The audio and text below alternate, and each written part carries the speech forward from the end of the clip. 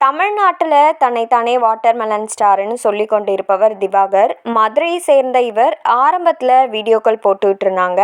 அதனை அடுத்து big pass நிகழ்ச்சியில் 9வது சீசனில் பங்கேற்றாங்க. டைட்டில் வின்னர் திவ்யா கணேஷிடம் அவர் வழிந்த விதத்தை கண்ணால் பார்க்கவே முடியாது. இதுவே வெளியே மட்டும் இப்படி ஒரு நபர் செய்திருந்தா நடப்பதே வேறுன்னு திவ்யா காண்டாகும் அளவுக்கு நிலைமை சென்றது.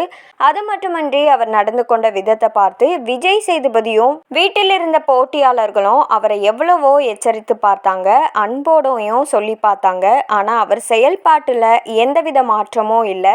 அதனாலேயே பாதியிலேயே எவிக்ட் செய்யப்பட்டாங்க. இந்த நிலையில கானா வினோத், புகழ், மாகாபா ஆனந்த் ஆகியோர் தன்னை தாக்கியதாகவும் அதிலும் ஆனந்த் இரும்பு ராடினை வைத்து தாக்கியதுல தனக்கு காலில் காயம் ஏற்பட்டதாகவும் சொல்லி சென்னை நஸ்ரேத்பேட் காவல் நிலையத்தில் புகார் கொடுத்திருக்கிறாங்க. புகாருடைய அடிப்படையில் கானா வினோத், புகழ் ஆகியோர் காவல் நிலையத்துக்கு வந்ததாகவும் மாகாபா ஆனந்த் வரவில்லை என்று சென்னை கமிஷனர் அலுவலகத்தில் புகார் கொடுத்திருக்கிறாங்க.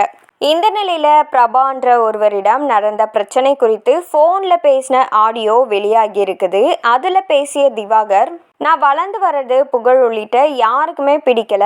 இத்தனைக்கும் புகழுக்கும் எனக்கும் நட்பும் இல்லை, பகையும் இல்லை. குக் வித் கோமாளிக்கு நான் போனதுலேருந்தே புகழ் என்கிட்ட சரியாக பேசலை.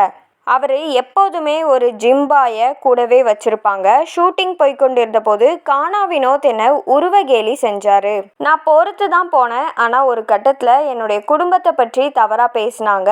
அதனால் கோபமாகி நான் மறுபடியும் திட்டினேன். அப்போது கானா வினோத், புகழ் மற்றும் அந்த ஜிம்பாய் என்னை தாக்குனாங்க.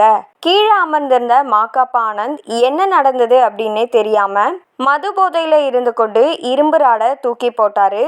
அதனால் என்னுடைய காலில் காயம் வந்தது.